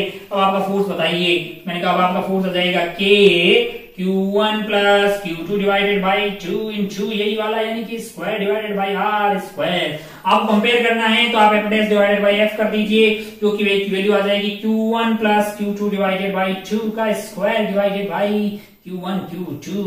अब आप ध्यान से देखिएगा, आपको ये बोला Q1 Q2 इक्वल नहीं है, मुझे ये कंपेयर करना, मैं ये कंफर्म बोल सकता हूं, मैं यहां से ये कंफर्म बोल सकता हूं कि Q1 plus Q2 divided by 2 is greater than Q1 Q2, is greater than Q1 Q2। काय को कि अगर दोनों में से एक भी नेगेटिव हुआ, दोनों में एक भी नेगेटिव हुआ, ये क्वांटिटी क्या आएगी आपके लिए, नेगेटिव आएगी। ये आपका स्क्वायर है, ऑलरेडी पॉजिटिव हो गया है ना। बाकी आप जैसे मान लो दोनों नेगेटिव या दोनों पॉजिटिव का केस लेते हैं, कुछ भी एग्जांपल ले लीजिए, एक को 1 लीजिए, एक को 2 लीजिए, या 3 ले लीजिए, 1 and 3, 1 and 3 is 4, 4 by 2 is 2, 2 का स्क्वायर is 4, 1 and 3 is 3। अच्छा अगर इक्वल ले लें, मान लो 1 and 1, 1 plus 1 2, 2 by 2 is 1, 1 का स्क्वायर is 1, यहाँ पे 1 आ गया, बराबर नहीं, 2 लेते हैं, 2 plus 2 4, 4 by 2 2, 2 का स्क्वायर is 4, 2 into 2 4, बराबर आ गया। लेकिन सवाल में बोला है कि Q1 and Q2 सेम नहीं है, Q1 and Q2 सेम नहीं है। अच्छा भाई साहब, बहुत बढ़िया है, पॉजिटिव चार्ज, और सवाल में क्लियरली लिखा है Q1 and Q2 क्या है, पॉजिटिव। एक और इन्फो, ये दोनों पॉजिटिव है, ये दोनों पॉजिटिव है, नेगेटिव का तो सोचना ही नहीं। अब आप कुछ भी ले लो, मतलब कुछ भी ले लो, ये वैल्यू इससे बड़ी आएगी, किससे आएगी, Q1 and Q2 से ये बड़ी आएगी। इससे क्या क्या साफ जाहिर होता है कि F डैश बड़ा है F डैश बड़ा है F से। ये आपको ऑप्शन नंबर 3 में दिखाई देगा। ऐसा तो आप 3 टिक करके आगे बढ़ सकते थे। ये था 23, आगे मतलब 17 था, आगे बढ़ते हैं 18 वाले सवाल पे। कौन से वाले सवाल पे, 18 वाले सवाल पे।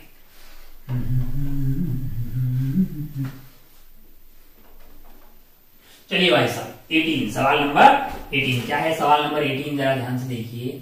18 वाले सवाल में मतलब एक भाई साहब सर्कुलर कर रहे हैं, भाई साहब अगर सर्कुलर कर रहे हैं और यहाँ पे आपके लिए लेमडा वाला ये रखा हुआ है, तो इनके ऊपर लगने वाला नेगेटिव है ना चार्ज, हाँ, तो इधर की तरफ जो QE लगेगा that must be equal to mv square बटा r, Q इंटू ई की वैल्यू क्या है आपके लिए भैया, ये इनफाइनाइट वाला है, r दूरी पे, रेडियस r है, तो 2k lambda by r is equal to mv square बटा r आ जाएगा। सॉल्व करके v निकाल दो, सॉल्व कर रहे हैं तो v की वैल्यू आ रही है 2k q लेमडा बटा r।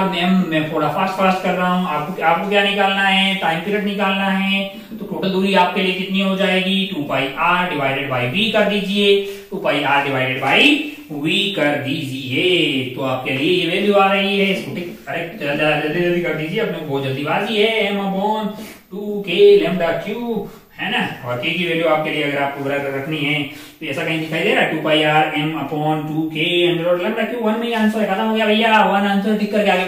अरे भैया सर्कुलर कर रहे हैं तो सर्कुलर करवाने के लिए जो सेंट्रीपिटल फोर्स है वो q इंटू ई होगा, q नेगेटिव है इसलिए वो अंदर की तरफ होगा, that must be equal to mv square भैया। हाँ, तो यहाँ से v निकाल दो, 2 pi r divided by v कर लो, टाइम पीरियड आ जाएगा। अब टोटल दूरी 2 पाई r डिवाइडेड बाई 47। आइए बढ़ते हैं सवाल नंबर 18 के बाद सवाल नंबर 19 पे। चलिए बैठ जाओ सवाल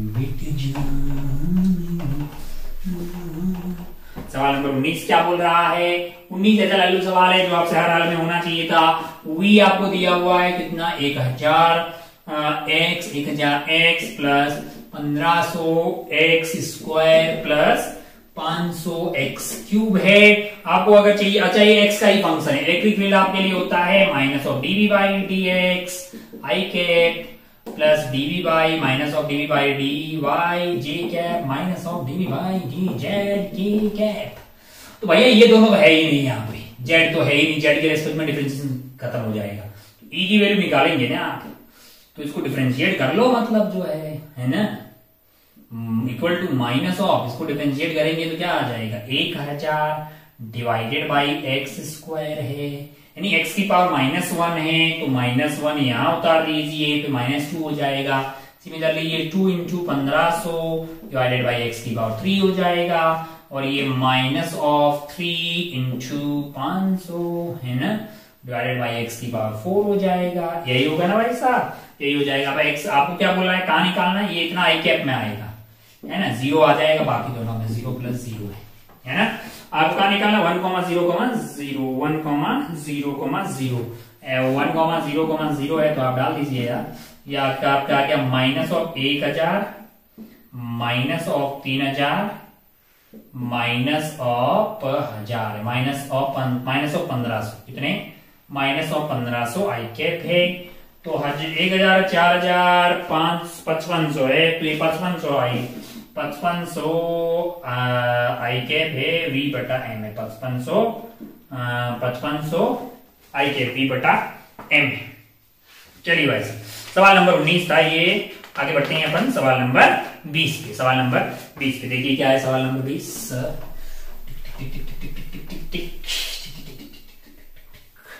20 क्वेश्चन नंबर 20 क्या है? क्वेश्चन नंबर 20 जरा ध्यान से देखिए।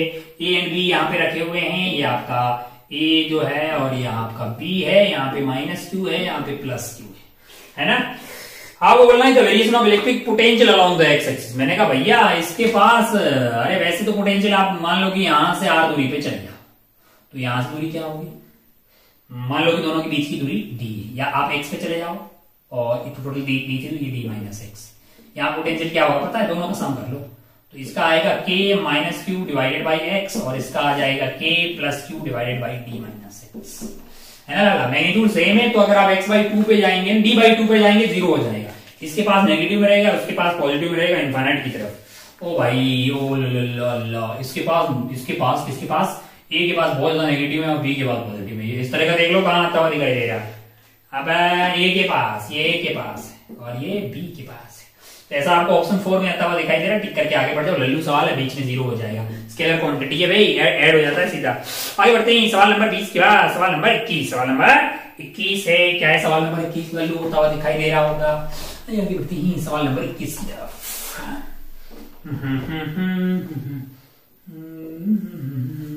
सवाल number 21, 8 mercury drops of having radius this 8 है भैया, n इज 8 है, और रेडियस आपको कितना दिया हुआ हर एक का 1 mm। लल्लू सवाल है, मेडिकल में आता है ऐसा। चार्ज की कितना दिया हुआ है? चार्ज आपको दिया 0.066 pc पिकोकुलम। each merge into one droplet है, 1 ड्रॉपलेट बनाती है, उसका रेडियस पता कर लो भाई। टोटल चार्ज तो आपका 8q हो जाएगा, KQ/r² कर लेना, कर लो भैया। आप जानते हो कि n इंटू 4/3 पाई r क्यूब, अगर इसकी वॉल्यूम थी तो 8 बन गई है, तो वो आपका 4/3 पाई r क्यूब के बराबर होगा। तो r यहां से कितना आ रहा है आप ध्यान से देखिएगा। r आपके लिए आ गया, थोड़ा फास्ट है, अपने को 1/3 इंटू r आ गया है। फिर आपका पोटेंशियल क्या होगा? मैंने कहा KQ/r है, n खुद ही k इंटू हर एक पे चार्ज q था, तो nq हो जाएगा टोटल, डिवाइडेड बाई r आ जाएगा, r की पावर 1/3 इंटू r है ना। तो अब क्या है? अब क्या वैल्यू तो रखनी है, अब इसमें वैल्यू रखनी है भाई साहब, है ना। अब अगर इसमें वैल्यू रखनी है तो ये आपका हो गया k और n की पावर 2/3 हो जाएगा, n की पावर 2/3 q/r हो गया है, ठीक है। तो यहाँ पे वैल्यू डालिए, k की वैल्यू आपके लिए, n की वैल्यू तो 8 हो गई, 8 की पावर 2/3 हो जाएगा, k की वैल्यू 9 इंटू 10 की पावर 9 है, और q की वैल्यू आपके लिए 66 पिको दिया हुआ, हाँ 0. 66 तो ये आपका हो गया 66 इंटू 10 की पावर माइनस 15 डिवाइडेड बाई आपके लिए आ रहे 1 इंटू 10 की पावर माइनस 3। सॉल्व कर रहे हैं तो 2.4 वोल्ट आ रहा है कि कितना आ रहा है 2.4 वोल्ट आ रहा है। अच्छा ठीक है भैया, ठीक है। माइनस 12 इंटू 3 था ना, हाँ माइनस 15, ठीक है। हाँ ठीक है, सॉल्व करेंगे तो 2.4 आ जाएगा। तो आपको 2.4 कहां दिखाई दे रहा, फर्स्ट में दे रहा, टिक करके आप आगे बढ़ सकते थे। तो ये था आपका सवाल नंबर 21। आगे बढ़ते हैं 22 पे, सवाल नंबर 22 पे।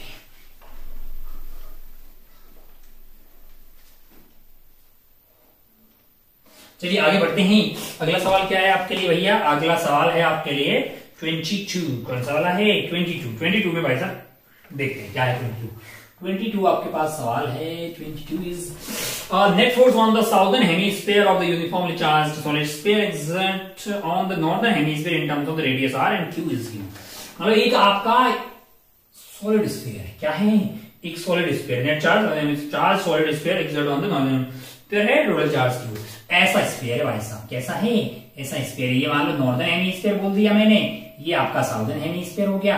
तो ये वाले पार्ट पे ये वाले भाई साहब कितना फोर्स लगाएंगे? ये तो एक बढ़िया सवाल है। कैसा सवाल है? बढ़िया सवाल है। थोड़ा सा बुद्धि लगाएंगे क्या अपने साथ? मैंने कहा हाँ, थोड़ा सा बुद्धि अपने को लगानी पड़ेगी। तो मान लो कि भाई नॉर्थ वाले के कारण साउथ में कितना लगेगा, साउथ वाले पे नॉर्थ का कितना लगेगा, दोनों सेम ही आने वाला, इसमें कोई दोहराई वाली बात नहीं है। तो क्या कर रहा हूं मैं, यहाँ पे सेंटर पे बैठ रहा हूं और नॉर्थ वाले पे साउथ के कारण लगा रहा हूं। तो मैं क्या कर रहा हूं, यहां से r दूरी पे जाके एक इस तरह का हेमीस्फेरिकल सेल ले रहा हूं जिसका रेडियस क्या है? dr। इसका रेडियस क्या है? इसको मैं यहाँ पे जूम करके बनाता हूं। तो ये ऐसा है, कैसा है? ये ऐसा है जिसका रेडियस क्या है? जिसका रेडियस है आपके लिए r है और मोटाई क्या है? dr है। अच्छा बहुत बढ़िया भाई साहब। लेमडा, सिग्मा या रो इसके लिए डिफाइन होगा। रो क्या हो जाएगा? Q divided by 4/3 pi r3। 4/3 pi r3 ये वॉल्यूम हो गया है, यानी कि कूलम पर मीटर क्यूब। 4/3 पाई r3 भी हो गया। अच्छा अब अगर आप ध्यान से देखिए तो इसमें चार्ज होगा dq, इस वाले पार्ट में चार्ज क्या होगा? dq। तो फोर्स इस पे लगेगा। यहाँ पे इलेक्ट्रिक फील्ड अगर अपन पता कर लें तो dq इंटू ई आपके लिए एक df फोर्स लगने वाला है, ये लगने वाला। dq क्या करेंगे? मैंने कहा dq पता करने के लिए आपको पता करना पड़ेगा रो इंटू dv। अच्छा अगर आप ध्यान से देखें तो रो आपके लिए ये है और dv की वैल्यू क्या हो जाएगी? dv की वैल्यू आपके लिए क्या होने वाली है? dv की वैल्यू होने, मान लीजिए कि ये जो है ये इसका एरिया a कितना है? a। मान लीजिए कि a वेक्टर है। क्या वेक्टर है? a वेक्टर इसका एरिया। ऐसे ऐसे ऐसे ऐसे ऐसे ऐसे ऐसे है ना, ऐसे ऐसे। तो आपका a मान लो dA बोल दिया, छोटा सा एरिया क्या बोल दिया मैंने? इसका dA बोल दिया। अच्छा इंटू क्या आ जाएगा? dA अगर आप ध्यान से देखें तो dA इंटू dr। एरिया आपका dA हो गया, इंटू dr करेंगे तो dV वॉल्यूम मिल जाएगी इंटू dr। तो ये अगर आप रो इंटू ये वॉल्यूम है, ये मल्टीप्लाई करेंगे तो आपको dq मिल जाएगा। मैंने कहा अच्छा अब आपको अगर df चाहिए तो आप क्या करेंगे? मैंने कहा आप करेंगे rho into dr into E into dA। ये आपका df आ गया। ये df के अगर आप किसी पर्टिकुलर पॉइंट पे जगह देखेंगे, अगर आप ध्यान से देखेंगे तो ये इलेक्ट्रिक फील्ड ऐसे बाहर की तरफ है। यहाँ पे अगर आप ध्यान से देखेंगे तो इसकी जो df की डायरेक्शन है वो हर जगह ऐसे ऐसे ऐसे आने वाली है, ऐसे ऐसे ऐसे आने वाली है। अगर आप इस df के दो कंपोनेंट लेंगे तो एक कंपोनेंट आपका हॉरिजॉन्टल आएगा, एक वर्टिकल आएगा। सिमेट्रिकल एलिमेंट में यहां ले रहा हूं तो एक हॉरिजॉन्टल आएगा, एक वर्टिकल आएगा। मैं इसके दो कंपोनेंट ले रहा हूं, एक dfx और एक dfy। ये dfx आपस में कट जाएंगे और dfy हमारे लिए काम का है। हमारे लिए काम का क्या है? dfy हमारे लिए काम का है। dfx आपस में कब कट जाएगा? सिमेट्री से। तो अगर ये कार्यक्रम df है तो हमारा इंटरेस्ट तो dfy में होना चाहिए। तो ये dfy जो है हमारे लिए वो क्या हो जाएगा? इसका कौन सा वाला कंपोनेंट? y वाला। अगर आप y वाला कंपोनेंट लेंगे तो मेरे लिए क्या हो जाएगा? ये रो ई dr इंटू मैं बोल रहा हूं एरिया का कौन सा वाला कंपोनेंट? x वाला कंपोनेंट। एरिया वेक्टर आपका ऐसा है, ऐसा है। तो इफेक्टिव एरिया कौन सा वाला? y में देख रहा हूं तो y वाला है ना, ay वाला। और इसमें क्या हो जाएगा? ए एक्स वाला। अगर मुझे सिमिलरली डी एफ, थोड़ा सा कैलकुलेशन इसमें करनी पड़ेगी, डी एफ एक्स चाहिए होगा तो मैं rho E D R into effective area कौन सा वाला, डी एक्स वाला बात करता।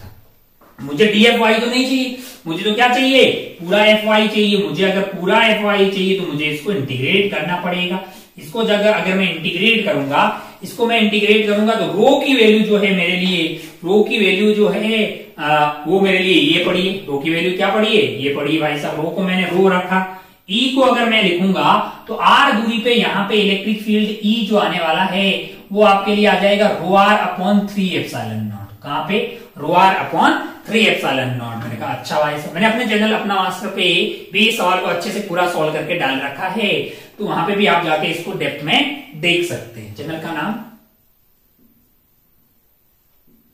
क्या है, एक मैं पूरा बता ही रहा हूं यहाँ पे, इसमें अब मैं यहीं पे बता रहा हूं क्या है। अब अगर आप ध्यान से देखें, ध्यान से अगर आप देखें तो अगर आप ध्यान से देखें तो यहाँ ई की वैल्यू मैं लिखने वाला हूं rho R upon 3 epsilon nought. क्या चीज, rho R upon 3 epsilon not into आपके लिए क्या आ जाएगा, डी आर आ जाएगा। इसका इंटीग्रेशन करेंगे और डी वाई डी वाई का सिग्मा अगर अपन करेंगे पूरा एरिया कौन सा वाला, ऊपर वाला, तो ये आपके लिए जब इंटीग्रेशन करेंगे तो ये इंटू इसका भी समेशन आ जाएगा, जो आ जाएगा आपका ए वाई का, डी ए वाई का समेशन। अगर आप ध्यान से देखेंगे तो जो प्रोजेक्टेड एरिया, जो ऊपर वाला कंपोनेंट आपके लिए इफेक्टिव एरिया आने वाला है, आपने क्या किया है, ये आर पे जाके इसका प्रोजेक्टेड एरिया हमको लगता है ये आने वाला, ऊपर की तरफ एक सर्कल बनता हुआ दिखाई दे रहा होगा, है ना। इसका रेडियस आर है, इसका रेडियस क्या है, आर है।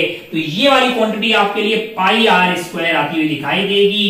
तो ये वैल्यू आपके लिए हो जाएगी क्या, ये आपके लिए हो जाएगी रो स्क्वायर आर, पाई भी है ना, पाई रो स्क्वायर आर क्यूब यहाँ पे बनता हुआ दिखाई दे रहा है, divided by 3 epsilon not into D R. और लिमिट आपको लगानी है 0 से लेके आर तक, 0 से लेके आर तक। जब आप इसमें वैल्यू रखेंगे, अब आपको रो यहाँ पे पता है तो आप रो स्क्वायर को यहाँ पे रखिए, रो को स्क्वायर करके यहाँ पे रखिए। आर की पावर 3 है तो आर की पावर 4 डिवाइडेड बाई 4 है। आपको बता दूं, इस कैलकुलेशन को जब आप करेंगे, इस कैलकुलेशन को जब आप पूरा कर रहे हैं, आपके लिए बाहर की तरफ क्या आ जाएगा, रो पाई अपॉन 3 एप्सिलॉन नॉट, अंदर की तरफ आर क्यूब रहेगा। तो ये वैल्यू आ रही है rho square pi divided by 3 epsilon not R cube का इंटीग्रेशन आर की पावर 4/4 हो गया है, तो आर की पावर 4 डिवाइडेड बाई 4 है।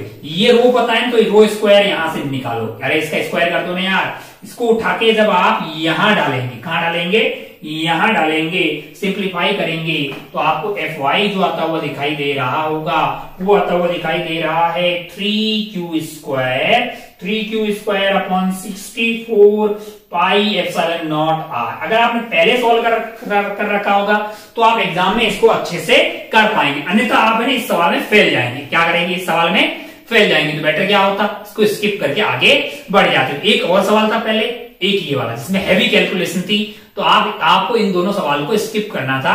आप बचे कुछ 23 सवाल को सॉल्व करते मस्त रहते, टाइम मिलता तो फिर इसको कर पाते। पहले किया होता तो फिर आप इसको एग्जाम में भी कर पाते। तो एक अच्छा सवाल था। एक आध और मेथड भी हो सकते हैं सॉल्व करने के, पर ये अच्छा मेथड है, इसमें अच्छी फील आती है आपको। तो ये वाला जो है आपका आंसर हो जाएगा। थोड़ा सा मैंने शॉर्ट में बताया है, क्यों, क्योंकि भैया और भी सवाल बताने, बाकी अपने चैनल पे मतलब ये सवाल पहले डला हुआ, उसको वहां पे अच्छे सॉल्व किया हुआ है। क्या आगे बढ़ते हैं अपन और बढ़ते हैं सवाल नंबर 23 पे।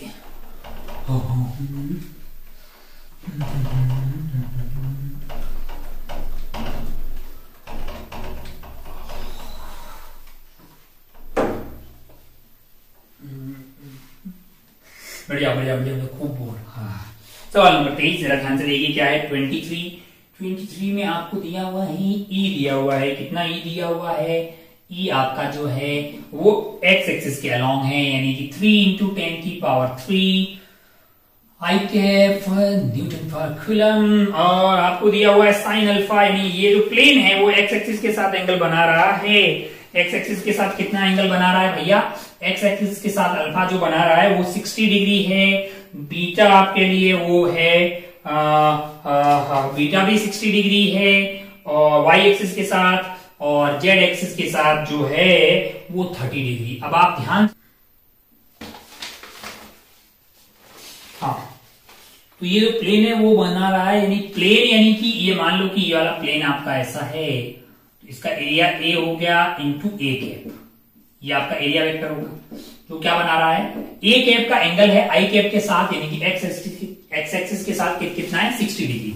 तो फाई आपका क्या होगा E dot A, E dot A ये आपका हो जाएगा E A cos theta, theta is angle between ये ई और एरिया के बीच में है ना, और एरिया का एंगल ई एक्स एक्सिस के साथ कितना है 60 है, और ई आपका एक्स के साथ ही, अरे ई तो आपका एक्स के अलॉन्ग ही, और एरिया का एरिया वेक्टर का यानी कि ए कैप का एक्स एक्सिस से एंगल कितना दिया हो 60 डिग्री। तो सिंपल हो गया है। तो ई की वैल्यू आपको क्या दी हुई है, ई की वैल्यू दी हुई है आपको 3 इंटू 10 की पावर 3, एरिया आपका हो जाएगा 10/100 इंटू 10/100 मीटर में, और एंगल आपका 60 डिग्री है, cos 60 इज 1/2 है।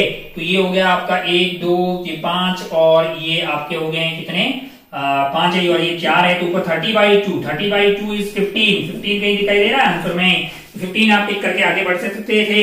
15 आपका सेकंड वाले में, कौन से वाले में है, सेकंड वाले में, इसको टिक करके आप आगे बढ़ सकते थे। बढ़ते हैं सेकंड लास्ट सवाल पे, दैट इज 24, कौन सा है 24 है, ये था 23, थोड़ी सी अपने जल्दीबाजी है, यहाँ पे आप कर देते हैं सवाल नंबर 24। 24 में ऐसा है कि यहाँ पे रखा हुआ है आपके लिए इस तरह का कार्यक्रम, और ये वाली दूरी है L, ये वाला एंगल है अल्फा, यहाँ पे रखा हुआ मास M, चार्ज इस पे Q है। तो भैया ये ऊपर की तरफ क्यों मूव करेगा, ब्लू वाला पेन कहाँ है, ये ऊपर की तरफ तभी मूव करेगा जब यहाँ पे रखा हुआ ये चार्ज इसको खींचे, इसने इसको खींचा F से, ये एंगल अल्फा है तो F का ऊपर वाला कंपोनेंट आ जाएगा F cos अल्फा, और रोकने वाला है mg साइन अल्फा, है ना लाला। अब अगर आप ध्यान से देखेंगे तो जिस टाइम पे F cos अल्फा अगर mg साइन अल्फा के बराबर हो जाएगा, तब आपके लिए क्या हो जा, ऊपर की तरफ ये स्लाइड करना स्टार्ट हो जाएगा, है ना। अच्छा बाकी सब, अब f की वैल्यू अगर आप ध्यान से देखें तो f की वैल्यू आपके लिए क्या हो जाएगी, k q है ना, ये नेगेटिव होगा, मतलब ये अगर ये पॉजिटिव है तो k q डिवाइडेड बाय बीच की दूरी क्या है l स्क्वायर है, कोस अल्फा उधर ले जाएंगे टेन अल्फा कर देंगे, mg टेन अल्फा, तो Q आपके लिए क्या आ जाएगा mg tan alpha divided L square divided by KQ। आप वैल्यू डाल दीजिए, आप है ना m की वैल्यू डाल दीजिए, इसकी वैल्यू डाल दीजिए, इसकी वैल्यू डाल दीजिए। जब आप इसकी वैल्यू डाल रहे हैं, जब आप इसकी वैल्यू डाल रहे हैं, मैं आपको बताता हूँ mg tan alpha L square divided by KQ value आप डाल देंगे, तो आपको ये 10 दिया हुआ है 10 की power -3 into 10 into 1 into 1 44 square कर दीजिए भैया, मैं वैल्यू ही डाली हुई बता रहा हूँ आपको, √3 इंटू 10 की पावर 4 इंटू 9 इंटू 10 की पावर 9 इंटू 3 इंटू 10 की पावर 9। मैंने कैलकुलेशन करके जब देखा है तो ये वैल्यू आ रही है 16/√3 इंटू 10 की पावर -6। जब आप इसको सॉल्व कर रहे हैं तो ये 0.08 माइक्रोकूलम आ रहा। मैंने सारी वैल्यू रखी है भैया, इसको है ना आप सेंटीमीटर को मीटर में रख दो, के की वैल्यू रख दो, ये रख दो, वो रख दो, 10 की वैल्यू 1/√3 होगी, अल्फा की वैल्यू 30 डिग्री दी हुई है सवाल में, क्या दी हुई है 30 डिग्री आपको सवाल में दिया हुआ है ना, हाँ वेरी गुड। तो ये था सवाल नंबर आपका, सवाल नंबर 24, थोड़ी जल्दी वाली है। चलिए इसको सॉल्व कर रहे हैं, 3.08 आपको आंसर आता दिखाई दे, अबे कुछ नहीं है, ये स्लाइड तभी इतनी देर का खींचने वाला फोर्स इसके बराबर हो जाएगा, तभी तो ऊपर जाएगा। मस्त, आगे बढ़ते हैं, सवाल नंबर 25, कौन सा सवाल 25 लास्ट एंड फाइनल सवाल। ये वैसे सवाल है जो आपसे होने चाहिए, ऐसा नहीं कि दो तीन भयंकर सवाल थे जिसमें मतलब एकदम प्राण निकल रहे थे, वो सवाल आपको स्किप करने थे, जो बहुत भयंकर लगे उसको स्किप करके आगे बढ़ जाएगी। 25 में वीटी ग्राफ दिया हुआ, वुडन ब्लॉक है, मास 1 kg है, इन द फिगर है given the initial push t is equal to 0 है। अच्छा एक वुडन ब्लॉक रखा हुआ है, t इज इक्वल टू 0 पे आपने पुश दे दिया है, विद इनिशियल पुश है t is equal to 0 along horizontal table है। इनिशियली इसकी रफ्तार थी 14 मीटर पर सेकंड, क्या थी 14 मीटर पर सेकंड, वो ग्राफ से दिखाई दे रही है। बोल रहा t is equal to 14 second पे ये रुक जा रहा है, कोएफिशिएंट ऑफ फ्रिक्शन। मैंने कहा ठीक है, अगर आप ये स्लाइड कर रहा होगा तो फ्रिक्शन पीछे लग रही होगी, म्यू mg रिटार्डेशन आएगा, mu mg divided by m यानी कि म्यू g। तो अगर आप जानते हैं कि v is equal to u plus h, यहाँ पे जो स्ट्रेट लाइन आ रही है आपकी, वो आपकी v है, किसी भी टाइम पे इनिशियल 14 है, माइनस ऑफ म्यू g, ये आपका म्यू g हो जाएगा, इंटू आपके लिए टाइम आ जाएगा। तो स्लोप का मैग्नीट्यूड जो है, मैग्नीट्यूड ऑफ स्लोप जो है म्यू इंटू जी आ रहा होगा। इसकी वैल्यू हमारे पास ग्राफ से देखेंगे तो स्लोप का मैग्नीट्यूड आपके लिए आ रहा है, यानी म्यू इंटू जी जो है आपके लिए इस वाली लाइन में देखेंगे, यहाँ पे ग्राफ में अगर आप देखेंगे तो मैग्नीट्यूड ये आपका 14 है, ये आपका 14 है, तो ये 1 आता हुआ दिखाई दे रहा है। अरे भैया यहाँ पे स्लोप का मैग्नीट्यूड माइनस में है ना, तो 10/14 है, -1 हो गया है, तो ये मैग्नीट्यूड चाहिए, तो minus mu G is equal to -1। तो यहां से आपके म्यू की वैल्यू आ गई 1/10 लाला, तो ये 0.1 रद्दी सवाल था। म्यू आपसे पूछा गया था, क्या पूछा गया था? म्यू आपसे पूछा गया था। और इसके साथ ही 25 क्वेश्चंस का ये खेला खत्म हो गया। अगर मैं बोलूंगा तो आपको इस 25 में से भैया 2-3 या 5 मान लेते हैं, मतलब 5 सवाल ऐसे तो मान लो तूने नहीं किए तो ठीक है, लेकिन 20 सवाल तू कर सकता है ना। 5 सवाल जिसमें थोड़ा सा आपको बुद्धि लगानी है। इसमें 2 सवाल ऐसे थे जिसमें थोड़ी हैवी कैलकुलेशन थी, है ना, स्पेशली जो हेमीस्फीयर वाला सवाल था या जिसमें प्योर रोलिंग मिक्स करके सवाल पूछा। तो वैसे सवाल हर साल जेई मेंस में भी पूछे जाते हैं जिनमें कैलकुलेशन लंबी होती है। ये दोनों सवाल एडवांस लेवल के या प्रो लेवल के दोनों को बोला जा सकता है। हेमीस्फीयर वाला अच्छा सवाल की कैटेगरी में इनको डाला जा सकता है। ये सवाल अगर आप जेई मेंस के एग्जाम में नहीं भी करते तो भी आप बचे कुचे वाले 23 सवाल या एटलीस्ट 20 सवाल का अलग से होना चाहिए था, जो पढ़ के अच्छे से गया, मतलब टाइम देना था। इसके लिए आपको एग्जाम में अच्छे से टाइम देना था तो आप कर लेते। बाकी अगर आपके आधे भी सही हुए तो आप अपने आप को मोटिवेटेड रखिए, मतलब जो गलतियां हुई है आप उसको ठीक करते रहिए, क्योंकि ये रिवीजन चल रहा है। फाइनल आपका जेईई एडवांस है वो 3 जुलाई तक है। बहुत अभी टाइम है, अभी काफी सारा टाइम है। तब तक आप बहुत सारा इंप्रूवमेंट अपने आप में कर सकते हैं। तब तक आप मोटिवेटेड रहिए, अपना और अपनों का खूब ख्याल रखिए। अपन चलते हैं, मिलते हैं अगले वाले सॉल्यूशन वीडियो में। तब तक के लिए जय हिंद, जय भारत, टेक केयर, बाय।